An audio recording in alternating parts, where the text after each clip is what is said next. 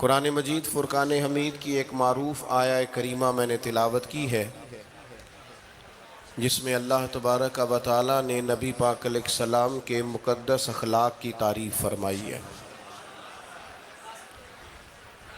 اللہ تعالیٰ نے اس آیہ مقدسہ کے اندر ارشاد فرمایا کہ وَإِنَّكَ لَعَلَىٰ خُلُقٍ عَظِيمٍ، اے محبوب علیہ السلام بے شک ہم نے آپ کو عظیم اخلاق عطا فرمائے۔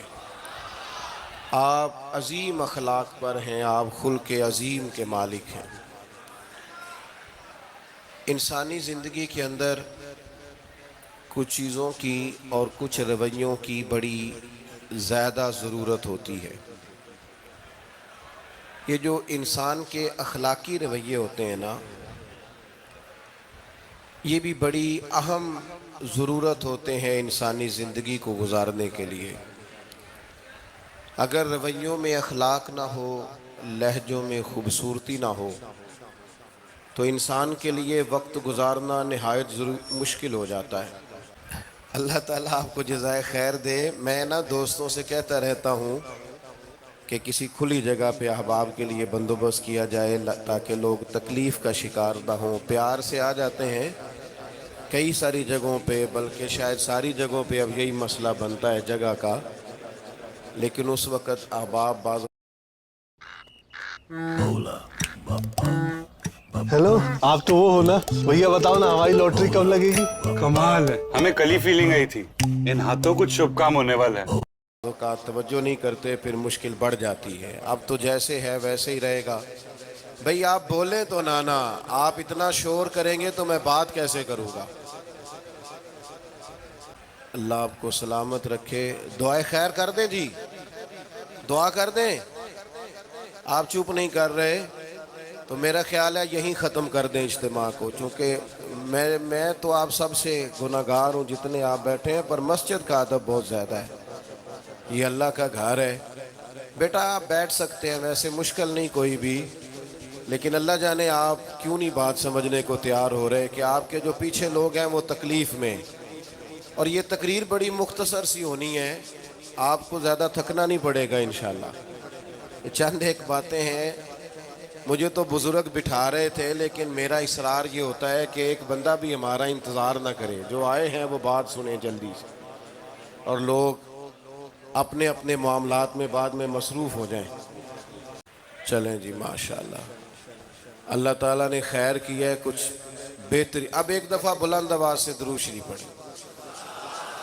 الصلاۃ والسلام علیک یا رسول اللہ وعلی آلک واصحابک یا حبیب اللہ۔ الصلاۃ والسلام علیک یا نبی اللہ وعلی آلک واصحابک یا نور اللہ۔ عزیز دوستو، میں یہ عرض کر رہا تھا کہ اللہ تعالیٰ نے نبی پاک علیہ السلام کے اخلاق کی تعریف کی ہے۔ ہمارے زمانے میں یہ رویہ ہو گیا ہے کہ اگر اخلاق کی، کردار کی کوئی بھی بات کی جاتی ہے تو لوگ سمجھتے ہیں شاید یہ ایک بیٹا آپ دو لوگ رہ گئے ہیں، یا تو آپ بیٹھ جائیں، پیچھے آپ کے سب اشارے دے رہے ہیں، آپ مہربانی کریں نا یار۔ میں نے تو کبھی اتنا ٹائم ہی نہیں لگایا جلسہ سیدھا کرنے میں، ہاں تو بڑی مشکل ہو گئی۔ اللہ آپ کو برکت دے، آپ تو بڑے پیارے لوگ ہیں، آئے سارے پیار سے ہیں، پر وہ پیار میں جیتنا چاہ رہے ہیں ایک دوسرے سے۔ حالانکہ پیار میں جو مزہ ہارنے کا ہے نا، جتن جتن تے ہر کوئی کھیڑے تو ہارن کھیڑ فقیرہ، جتن دا مل کوڈی پیندائی ہارن دا مل ہیرا۔ اس میں تو قربانی دینی چاہیے، ایک دوسرے پر اثار کرنا چاہیے، کہنا چاہیے یار آپ بیٹھ جائیں میں ذرا پیچھے چلا جاتا ہوں۔ یہ تو دینی ماحول ہے، اس میں تو اثار کی ضرورت۔ بہرحال آمد آمبر سے مطلب ہمارے ہاں لوگ سمجھتے ہیں کہ اخلاق کی بات کی جائے تو شاید یہ بڑا عام سا سادہ سا کوئی عنوان ہے۔ حالانکہ یاد رکھیے گا نبی پاک علیہ السلام نے فرمایا ہے میں مکارم اخلاق کی تکمیل کرنے کے لیے دنیا میں آیا۔ فرمایا میں اخلاق ہی کو تو مکمل کرنے آیا۔ اور نبی پاک علیہ السلام نے اخلاقی رویوں پر بہت زیادہ زور دیا ہے۔ حضور علیہ السلام فرماتے ہیں کہ قیامت کے دن میرے سب سے زیادہ قریب وہ شخص ہوگا جس کا اخلاق زیادہ اچھا ہوگا۔ ہمارے ہاں لوگوں نے اخلاق کا معنی بھی اپنی مرضی کا کیا ہوا ہے۔ بعض لوگوں کا خیال ہے کہ صرف میٹھا بولنا ہی اخلاق ہے، حالانکہ میٹھا بولنا بھی اخلاق ہے، لیکن صرف میٹھا ہی بولنا اخلاق نہیں۔ میٹھا تو لوگ اپنے مطلب کے لیے بھی بولتے ہیں، میٹھا تو اس لیے بھی بولتے ہیں کہ مجھے اب کام پڑ گیا، اور بعض لوگوں کی ٹریننگ ہوتی ہے اس لیے وہ میٹھا بولتے ہیں۔ آپ کسی بہت بڑے شاپنگ مال پہ چلے جائیں تو وہاں جو سیلز مین ہوتے ہیں ان کی ٹریننگ ہوتی ہے کہ انہوں نے بولنا ہی میٹھا ہے، گاہک جتنی مرضی تلخی کرے وہ تلخ نہیں ہوتے، میٹھا بولتے ہیں۔ بعض لوگوں کی ٹریننگ ہوتی ہے امیر سے میٹھا بولتے ہیں، غریب سے میٹھا، تو یہ اخلاق نہیں، یہ تو انہوں نے کچھ دیر کے اپنے آپ کو سمجھایا ہے، قائل کیا۔ یاد رکھیے گا، صرف میٹھا بولنا اخلاق نہیں بلکہ سچ بولنا اخلاق ہے۔ صبر، تحمل، بردباری، وفاداری اور بلند ترین اخلاق کا مالک وہ بندہ ہوتا ہے جو خوددار ہوتا ہے، کسی دنیا دار کے سامنے ہاتھ نہیں پھیلاتا، اللہ تعالیٰ نے جو اسے دیا ہوتا ہے اس پر راضی رہتا ہے، اس کے مزاج میں، اس کی کو ذرا کم کر دیں جی، اس کے مزاج میں لالچ نہیں ہوتا، ہرس، ہوس، طمع، مفاد پرستی، یہ چیزیں جس آدمی کے مزاج میں نہیں ہوتی وہ شخص با اخلاق ہوتا ہے، اور بندے میں مروت ہو، وفاداری ہو، خلوص ہو، للہیت ہو تو بندہ با اخلاق ہے۔ میرے دوستو، جس طرح ہم اپنا مکان محنت کر کے تعمیر کرتے ہیں، اور تھوڑا سا بھی درزی اگر کپڑے میں فرق پیدا کر دیتا ہے تو ہمارے لیے مشکل ہوتا ہے پہننا، ہم محنت کر کے تعمیر کرتے ہیں لباس کی، ہم اپنے لیے تعمیر کرتے ہیں چیزوں کو کہ بالکل ٹھیک اور پرفیکٹ چیزیں ہونی چاہیے، اسی طرح ہمیں اپنے کردار کو بھی تعمیر کرنا پڑتا ہے، اس پر ہمیں محنت کرنی پڑتی ہے، جس چیز پر بھی محنت کی جاتی ہے وہ قیمتی ہو جاتی ہے۔ جب ہم تھوڑی محنت اپنے اخلاق پر بھی کریں گے نا، اپنے رویوں پر بھی کریں گے تو اس میں بھی بہتری آ جائے گی۔ اصل مسئلہ یہ ہوا ہے امت کے ساتھ کہ ہم نے یہ سمجھنا شروع کر دیا ہے آج کے دور میں کہ شاید لوگ صرف تقریر ہی سنیں گے، شاید لوگ صرف تصویر ہی دیکھیں گے، شاید لوگ صرف ہمارا آنا جانا، دبدبا، استقبال، پروٹوکول دیکھیں گے۔ حالانکہ یاد رکھنا، سب سے زیادہ جو چیز تبلیغ کرتی ہے وہ انسان کا کردار ہوتا ہے، وہ اس کا اخلاق ہوتا ہے۔ بہت سارے بزرگ تو ایسے جو تقریریں کرتے ہی نہیں تھے، اعلیٰ حضرت بریلوی رحمۃ اللہ علیہ تو کبھی کبھار کوئی گفتگو کرتے تھے، تقریر ہوتی نہیں تھی، لیکن ان کے کردار کی خوشبو ایسی تھی جو پاس بیٹھتا تھا درد والا ہو جاتا تھا، جو قریب رہتا تھا اس میں خلوص آ جاتا تھا۔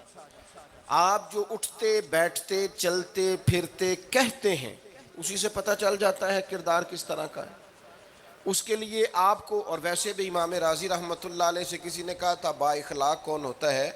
فرمایا جسے نیکیاں کرنے میں تکلف نہ کرنا پڑے، نیکی بڑی آسانی سے اس سے سرزد ہو جائے، وہ بندہ اخلاق والا ہوتا ہے، آسانی سے نیکی کر لے، مشکل درپیش نہ ہو، بندہ با اخلاق ہوتا ہے۔ جب جب ہمارا اخلاق اور کردار اور لب و لہجہ اور اٹھنا بیٹھنا، آپ بڑی تعریفیں کریں گھر جا کے کہ میرے استاد بڑے قابل ہیں، آپ کہیں میں بہت عالی شان پیر صاحب کا مرید ہوں، کیا بات، لیکن خدا نہ کرے بیوی کو گالی دیں تو وہ اسی وقت کہہ دے گی یہ سکھایا تجھے تیرے پیر صاحب نے، یہ استاد صاحب سے سبق پڑھ کے آیا، یہ اس تنظیم کا آدمی ہے، وہ کبھی قبول نہیں کرے گی آپ کے استاد کو، آپ کے پیر صاحب کو، آپ کی تنظیم کو، کہے گی پتہ ہے مجھے کس پانی میں، یہ سکھاتے ہیں تمہیں۔ جب تک اخلاقی رویہ بدل نہیں جاتا، آپ کہیں میں بڑی محافل کراتا ہوں، میں بہت بڑا آدمی ہوں اور میں بڑے دینی کام کرتا ہوں اور میں اپنے اوپر لیبل رکھتا ہوں، لیکن آپ کا دوستوں کے ساتھ اٹھنے بیٹھنے میں حلال حرام کی تمیز میں ہی کوئی خیال نہ ہو تو کوئی نہیں مانے گا آپ کی بات۔ ہمارے ہاں سنت شریعت کا بھی ہم نے اپنی مرضی کا نام رکھ لیا نا۔ میں نے الحمدللہ زندگی میں داڑھی نہیں کٹوائی، مجھے کبھی خط بھی نہیں کرانا پڑا، شروع سے رکھی ہے۔ اور امامہ تو اب ایسے محسوس ہوتا ہے طبیعت کا حصہ بن گیا ہے۔ یہ عظیم سنتیں ہیں رسول پاک کی۔ میری طرح کے ایسے لوگ بھی پہن لیں جو بالکل خوبصورت نہیں ہوتے تو داڑھی پگڑی سے وہ بھی کبھی کبھی اچھے لگنے لگ جاتے ہیں، لیکن صرف داڑھی اور پگڑی حضور کی سنت نہیں۔ یہ بھی آپ نے سچ غور کرنا ہے اس پر بھی۔ صرف دین کا لباس پہننا ہی حضور کا طریقہ نہیں، اخلاق اور کردار کو سمجھیں۔ حضور کی جو سنت سب سے پہلے لوگوں میں معروف ہوئی تھی، جس سے تعارف ہوا تھا، وہ تو صادق اور امین ہونا ہے۔ او بھائی سچ بولنا بھی تو حضور کی سنت ہے نا، دیانت دار رہنا بھی تو نبی پاک کا طریقہ ہے نا۔ آپ صرف ایک مخصوص لباس پہن لیں فقط اور باقی چیزوں سے آپ آزاد ہو جائیں گے، ہو سکتا۔ میں اکثر کہتا ہوں کہ مسواک لے کر دانت صاف کرنا بھی حضور کی سنت ہے اور دل صاف رکھنا بھی حضور کی سنت ہے۔ صرف مسواک والی سنت پہ غور ہے، ترمذی میں حدیث ہے، حضور علیہ السلام نے فرمایا اے انس ہے میرے بیٹے، تم سے ہو سکے تو صبح اس حال میں کرنا کہ تمہارے دل میں کسی کا بغض نہ ہو۔ اور حضور فرمانے لگے یہ میری سنت ہے، صبح اٹھتے ہی پہلے دل کو ٹٹولنا، اس میں کسی کے لیے عداوت نہ۔ اخلاقی رویوں پر توجہ دینے کی ضرورت۔ ہم میں سے نا بہت سارے لوگوں کی شان ہوتی ہے، پیر صاحب کی، علامہ صاحب کی، استاد ہوں میں، ٹیچر ہوں میں، پڑھا لکھا ہوں میں، مالدار ہوں میں، گھر کا بڑا ہوں۔ ہم خود بخود اپنی کوئی نہ کوئی شان بنا لیتے ہیں۔ کوئی آپ کی کسی نسبت سے عزت کرے تو اچھی بات، ہم خود بخود اپنی کوئی شان بنا لیتے ہیں، پھر ہم عزت کا مطالبہ کرتے ہیں۔ نتیجہ کیا نکلتا ہے؟ نتیجہ یہ نکلتا ہے جہاں ہمیں احترام کرنا چاہیے وہاں بھی ہم احترام کر نہیں پاتے۔ اور میرے دوستو یاد رکھو، سیدہ عائشہ صدیقہ رضی اللہ تعالیٰ عنہ فرماتی ہیں نبی پاک علیہ السلام جتنی دیر گھر رہتے تھے نا، گھر کا کوئی نہ کوئی کام ہی کرتے رہتے تھے۔ کوئی حرج والی بات ہے اگر آپ ہر مطلب گھر میں جا کے بیٹھ کے اتنا لمبا سفر طے کر کے آئے لیکن اندر جا کے بیٹھتے ہی کہا پانی کا گلاس لاؤ، بھئی آپ بھی تو لے سکتے ہیں، کوئی حرج والی بات ہے؟ یہ باتیں کرنے کرانے کی ہیں کہ خود سے کام کر لینا سنت ہے؟ آپ نے 2 منٹ لگائے ہیں اور آپ نے کسی پر روب ڈال کے آپ فارغ ہو گئے۔ اخلاقی رویوں میں سب سے زیادہ ضروری تو دوسرے کا احساس کرنا ہوتا ہے۔ اخلاقی رویوں میں سب سے زیادہ حاجت تو دوسرے کی تکلیف اور شدت کا احساس کرنے کی ہوتی۔ میرے صاحب فرمایا کرتے تھے 10 منٹ کیوں انتظار کراتے ہو لوگوں کو؟ تم نے ممبر پہ کہا تھا میں 2:15 بجے جماعت کراؤں گا، 2:16 کیسے ہوئے؟ تمہیں اس کا پاس ہونا چاہیے تھا، تمہیں خیال ہونا چاہیے تھا کسی شخص کو کسی وجہ سے کوئی تکلیف، کوئی کسی اذیت کا شکار کیوں ہو، کوئی پریشان۔ میں اب تو الحمدللہ آپ اتنی بڑی تعداد میں آ گئے کہ جگہ آپ کے لیے مشکل ہو گئی، ورنہ شروع میں جب میں محافل کا ٹائم دیتا تھا تو میں وقت پہ چلا جاتا تھا۔ اگر کسی سے کہا ہے نا کہ 6 بجے آئیں گے تو 6 بجے چلے گئے، وہ کئی والی گھر والے پوچھتے سن تسی آ بھی گئے ہو، تو میں کہتا سانو تسی ویلے سمجھ لو، ہمارا مزاج نہیں ہے نا جی۔ بلکہ ایک تقریب میں مجھے دعوت دی گئی تو اس پہ لکھا تھا 6 بجے، تو میں وہاں پہنچا تو میزبان بھی نہیں آئے تھے۔ مجھے بتائیں شادی کا کارڈ سارا خاندان بیٹھ کے لکھتا ہے نا، روانگی برات 1 بجے، 1 بجے جاتی ہے برات، مشترکہ جھوٹ بولا سارے خاندان نے۔ یہ رونے کی بات ہے، ہنسنے کی تھوڑی ہے۔ مسلمان اور جھوٹ بولے، مشترکہ طور پہ کہا یہ جھوٹ ہے۔ محفل ہوگی بعد از نماز عشاء، تو ختم کب ہوگی یہ بھی تو بتائیں۔ آپ نے قوم کو تو ایک شخص کا بتایا تھا کہ فلاں صاحب خطاب کریں گے، یہ مقامی، قومی، عالمی شہرت یافتہ، یہ کہاں سے آ گئے؟ کیوں تکلیف دی گئی؟ بلکہ ہم نے تو منصوبہ بندی کی ہے کہ لوگ ہمارے جلسوں میں نہ آئیں۔ ستائے اتنا ہے، ایک جگہ پہ میں حاضر تھا تو 1:30 بجے مجھے مائک دے رہے تھے. اب تو میں جاتا نہیں ہوں، رات کو چھوڑ دیا ہے. 1 بجے رات کو مائک دے رہے ہیں تو نقیب بیچارہ رٹی رٹائی بات کر رہا ہے، کہتا ہے بلا تاخیر. میں نے کہا ابھی بھی بلا تاخیر ہے، کر لو تھوڑی تاخیر.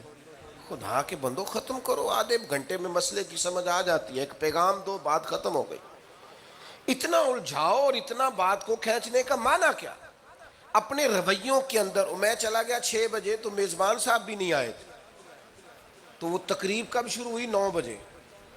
تو میں نے ان سے کہا غور سے دیکھ لو کہیں میں تو نہیں الٹا پڑتا رہا، 9 اور میں 6 سمجھتا رہا ہوں. یہ چھوڑے ان چیزوں کو. اپنی زندگی میں آپ نظم پیدا نہیں کریں گے تو کوئی کام کیسے کریں گے؟ حضرت حکیم الامت مفتی احمد یار خان صاحب نعیمی رحمۃ اللہ علیہ، مفتی صاحب رحمۃ اللہ علیہ جب جمعے والے دن الحمدللہ کہتے تھے نا تو پورا 1 بجا ہوتا تھا. لوگ گھڑی کو کہتے تھے تو غلط ہو سکتی ہے، پر مفتی صاحب پورے ٹائم پہ الحمدللہ کہتے ہیں. بلکہ ان کے بارے میں معروف ہے کہ وہاں ایک ذمہ دار تھا، بھینسوں کا دودھ دھوتے ہیں نا دیہاتی لوگ، تو عصر کی اذان سے 5 منٹ پہلے مفتی صاحب مسجد تشریف لے جاتے. یہ اخلاق ہے، یہ آپ کا رویہ ہے، یہ آپ کا انداز ہے. عصر کی اذان سے 5 منٹ پہلے جاتے تھے، جا کے وضو بنانا پڑے تو سنت ادا کر کے بر وقت نماز میں شامل ہو جائیں. تو مفتی صاحب گزر جاتے تو وہ ذمہ دار اپنے بیٹے سے کہتا کہ اب آپ نا بچے کو چھوڑیں بھینس کے نیچے تاکہ ہم بھینسوں کا دودھ دھوئیں. تو ایک دن وہ بیٹا کہنے لگا ابا جی ابھی تو یہ سورج کھڑا ہے، عصر کا ٹائم کہاں ہوا ہے؟ تو کہنے لگا تو چھڑ دے کٹا، مفتی صاحب لنگ گئے نہیں، ٹائم ہو گیا ہے. یہ ہمارے بزرگوں نے ہمیں رویے سکھائے. آپ نظم والے ہوں، اخلاق والے ہوں، سچائی والے ہوں، دیانتداری والے ہوں، دوسروں کا خیال رکھیں، کسی کو تکلیف نہ ہو ہماری وجہ سے. پتہ ہے رسول پاک صلی اللہ علیہ وسلم کی بارگاہ میں آ کے عرض کیا گیا یا رسول اللہ یہ ہمارے امام صاحب بہت لمبی نماز پڑھاتے ہیں. صحیح حدیث میں موجود ہے، نماز ہی پڑھاتے تھے نا، قرآن ہی پڑھتے ہوں گے نا، کتنا اعزاز والا کام ہے. یا رسول اللہ یہ بہت لمبی نماز پڑھاتے ہیں. اللہ کے محبوب علیہ السلام نے بلا لیا، اور لفظ پتہ کیا ہے؟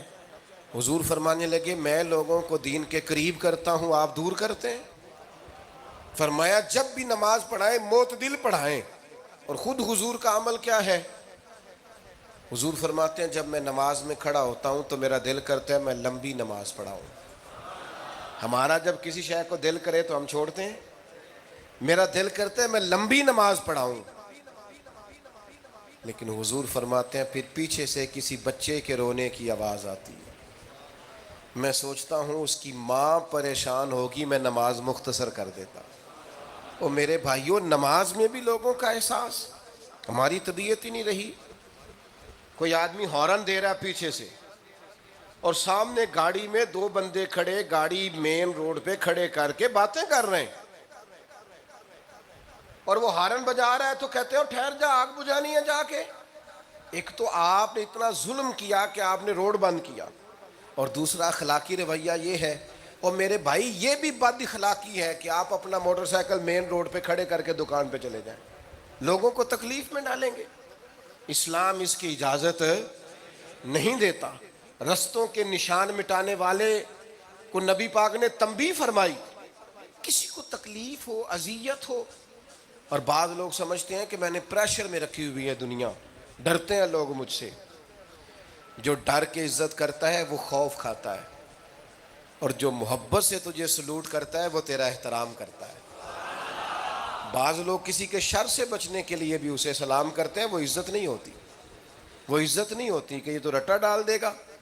اپنے اخلاقی رویے ہمیں اللہ کے محبوب سے سیکھنے، حضور سے خیرات لینی ہے. اخلاقی اسباب ہم نے اپنے آپ کو سمجھنا ہے، ہم نے اپنے مزاجوں میں تبدیلی پیدا کرنی ہے، بالخصوص بزرگوں کے معاملے میں، بڑوں کے معاملے میں. جیسے جیسے انسان ضعیف ہوتا جاتا ہے نا، حساس ہوتا جاتا ہے، اسے باتیں تکلیف دینے لگتی ہیں. وہ ایک بوڑھی اماں ایک دفعہ مجھے کہنے لگی کہ آپ میرے بچوں سے کہہ دیں خرچہ پامیں تھوڑا دین کرن، میرے نال بولن صحیح کرن.